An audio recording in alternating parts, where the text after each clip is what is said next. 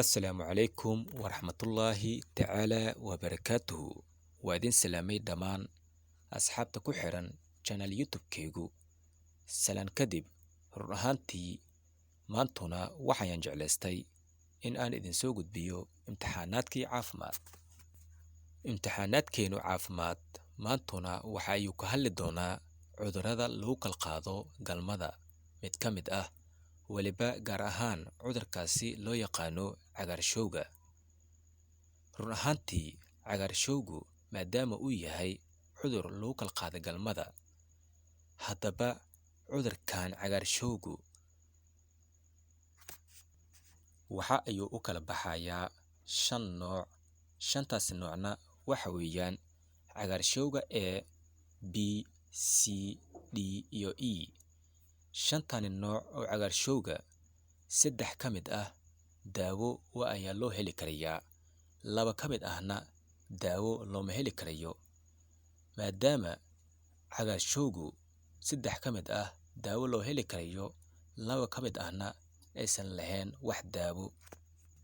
3daasna oo cudurkan cagaarshowga ah oo nooco kala duwan daawo loo heli karayo waxa weeyaan cagaarshowga A, B iyo D.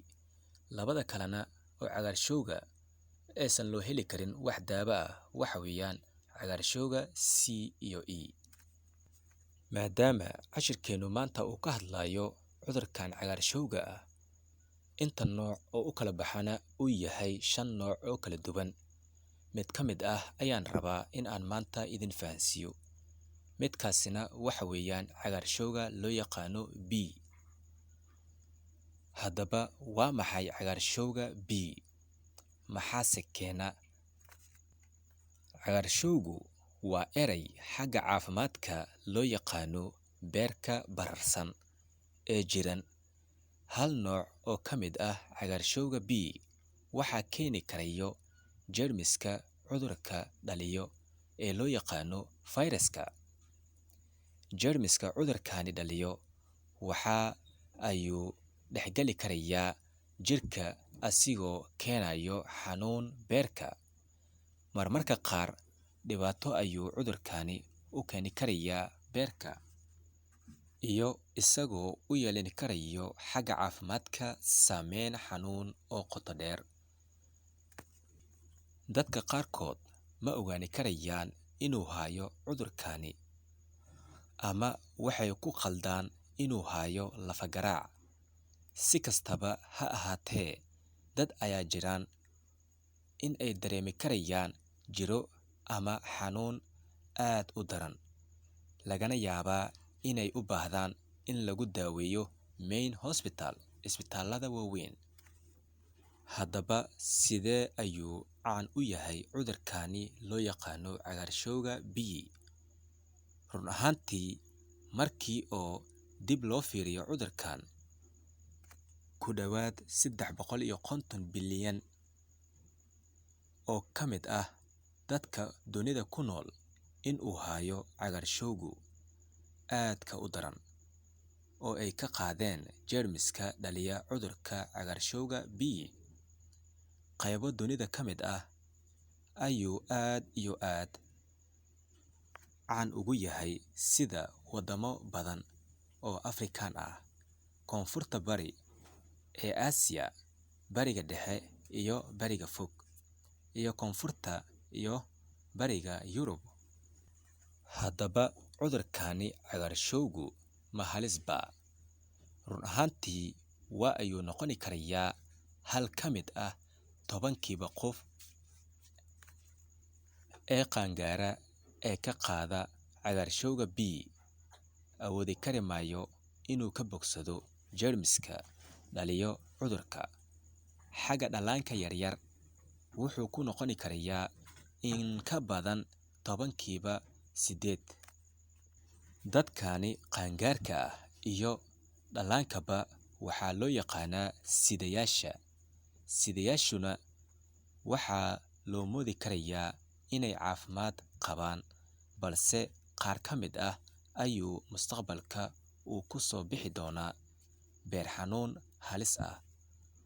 Waxaana kaloo aad u fudud inay qabadsiiyaan cagaarshowga B dadka kale maadaama uu cudurkani hayo iyaga. Haddaba sidee ayaad u qaadi karaysaa cagaarshowga B? Iyadoo si toos ah loo taabto dhiig ama dareere ka imaado jirka qofka qaba.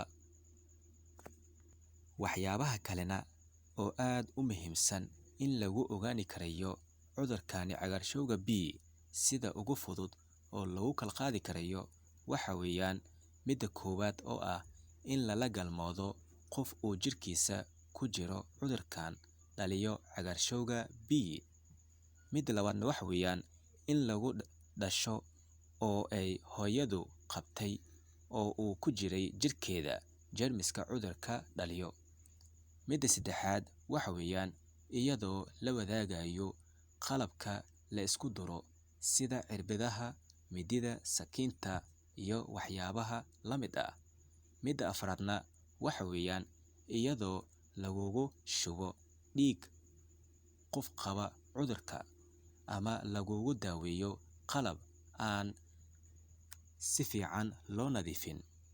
Midda shanaadna waxa weeyaan in la taabto dhiig yar oo ka imaano ama ay ka soo yaacaan meel dhaawacan ama jeexan qofka qaba cudurka. Run ahaantii inta badan cudurkan cagaarshowgu la iskuma gudbiyo taabasho. Sidoo kalena inkastoo uu u faafo sida jeermiska AIDS-ka oo kale, waayo cagaarshowga B ayaa 100% isqabadsiin fudud. Midaanne micnaheedu waxa weeyaan dadka ku wada nool guriga haddii oo mid ka mid ah uu qabo cudurkani cagaarshowga B laga yaabaa in inta kalena ay qaadaan. Sideena ku qaadi karayaan? Waayo qofkani qaba cagaarshowga B raashinka ama wax cun biyo hadduu ka cabayo qofka kale oo la wadaagaya cabitaankaasi waxaa laga yaabaa dheecaan ka imaada afkiisa inuu qofkaasi asigana la wadaago. Saas darteeda oo ku qaado qofka kalena cagaarshowga B. Haddaba waa maxay cudurkani cagaarshowga B? Calaamadihiisu lagu ogaani karayo. Dadka qaar ma muujiyaan wax calaamad ah. Haba yaraatee calaamadaha kale ee lagu garan karayo waxa weeyaan midda koowaad xanuun yar ama xanuun iska yar oo sida lafagaraac ah. Xanuunkan iyo lafagaraacan uu dareemayo qofkan waxa uu ku eg yahay oo kaliya muddo gaaban. Midda labaadna oo lagu ogaani karayo qofkan haddii uu qabo cagaarshowga B waxa weeyaan iyadoo la dareemo xanuun iyo daal. Midda saddexaadna waxa weeyaan calaamada lagu ogaani karayo waxa weeyaan matag iyo shuban. Calaamada afraadna waxa weeyaan miisaankaaga oo isdhimo. Calaamada shanaadna waxa weeyaan isxoqid badan. Waayo qofkani haddii uu qabo cagaarshowgan B waxa laga yaabi karayaa in badan jirkiisu uu xoqxoqo. Xoqitaankaasna tirada badan ama zaidka ah maadaama ay yihiin xasaasiyadana qaar ay keeni karto. Waayo inta badan cudurkani cagaarshowga B oo kaliya ma keeni karayo jirka inta badan oo isxoqxoq badan. Waayo cudurka kale ayaa jira inta badan oo keeni karayo in qofkan jirkiisa uu xoqxoqo. Daawo qaarna waa ay jiraan oo qofka jirkiisu oo isku xoqxoqo. Maadaama cudurkani cagaarshowga B oo qofkani oo oo lagu ogaani karayo calaamadani oo isxoqxoqida fara badan waa qayb ka mid ah lagu ogaani karayo qofkani inuu qabo cagaarshowga. Balse hadhowda qofkani kuma soo bandhigi doono halkani calaamad. Waxayuu ku soo bandhigi doonaa calaamadahani aan sare ku soo sheegay iyo isla calaamadan oo ah isxoqida farada badan.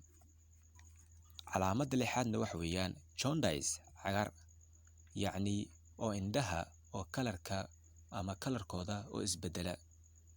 Calaamada toddobaadna lagu ogaani karayo waxa weeyaan haddii uu qofkani qabo cagaarshowga B midabka saxarada oo khafiif noqota iyo kaadida oo madow noqota. Marka sidee loo baari karayaa cudurkan cagaarshowga B? Haddii laga baarayo cagaarshowga B dhiig tijaabo ah ayaa laga qaadayaa oo la soo baarayaa. Baaristu waxay sheegi doontaa 2 qaab oo kala duwan, sida midda koowaad inuu ku hayo hadda cagaarshowga B. Midda labaadna waxa weeyaan inuu hore ku hayay cagaarshowga B ama aad si buuxda ah ugu bogsatay, iyo in aadan dib u qaadi doonin mar labaad. Haddaba maxaase la isku baaraa? Haddii aad tahay side, yacni oo aad qabto cudurkan, run ahaantii waad qaadi kartaa tallaabo aad kaga hortagi karto si aadan ugu qabadsiinin ama ugu gudbinin dadka kale. Haddii aad tahay xaamilo, yacni aad uur leedahay, aadna tahay qof qaba cagaarshowga B, ilmahaaga waa laga badbaadin karayaa iyadoo la talaalayo isla marka uu dhasho. Ka warqabidda inaad qabto cagaarshowga B micnaheedu waa in aad heli karto daawo kasta aad u baahan tahay. Haddaba ma suurtagal baa in daawo loo helo cudurkan cagaarshowga B? Dad badan ayaa ka bogsada iyadoo aan laga daaweyn cagaarshowga B. Si kasto ha ahaatee, dadka qaar waxay noqdaan sidayaal jeermiska cudurka dhaliya. Dadkani oo kale waxay u baahan yihiin daaweyn dheeraad ah kadib marka laga helo cudurkani cagaarshowga B. Waxaa loo diri doonaa dhakhtar ku takhasusay si uu u helo in weli loo baahan yahay in la daaweeyo. Inkastoo oo aan cagaarshowga B aan la daaweyn karin, qaar ka mid ah daawooyinku waxay caawin karayaan in ay yareeyaan dhibaatada mustaqbalka gaari kara mustaqbalka dhanka beerka. Waayo cagaarshowga B haddii uusan qofkan u qaadanin daawo ka hortag ah, waxaa laga yaabi karayaa in cudurkani hadhowdii oo u gudbo ama uu gaaro xagga beerka. Mar haddii uu gaarana khatartiisa ayay leedahay. Haddaba cudurkan ma leeyahay wax tilaal ah? Dabcan haa. Talaalku waa sida ugu habboon ee lagaga badbaadin karayo inuu kugu dhaco cagaarshowga B. Qof waliba oo u maleeyo inuu halis u saaran yahay qaaditaanka cagaarshowga B waa ayuu istilaali karayaa. Waxaa ka mid noqon karayso dadka sida labo isku galmootay iyo dhalaan hadda dhashay oo ay dhaleen dad qabay ama ah sidayaasha cagaarshowga B. Run ahaantii talaalka cagaarshowga B waxa ayuu ka kooban yahay 3 cirbadood, waxaana waajib ah inaad wada qaadato si aad uga badbaado cudurka cagaarshowga B. Waayo haddii aad 3dan cirbado aad u qaadato si tilaal ahaan cudurkani cagaarshowga B, waa ayaad ka badbaadi karaysaa. Balse haddii aadan u qaadanin wax daawo ah ama wax tilaal ah cagaarshowgan, waxa ay huban noqonayso in uu hadhowdi saameyn u geysan karayo dhanka mustaqbalka, weliba gaar ahaan beerkaaga. Waayo cagaarshowga inta badan waxa uu saameyn u geystaa xubinta loo yaqaano beerka.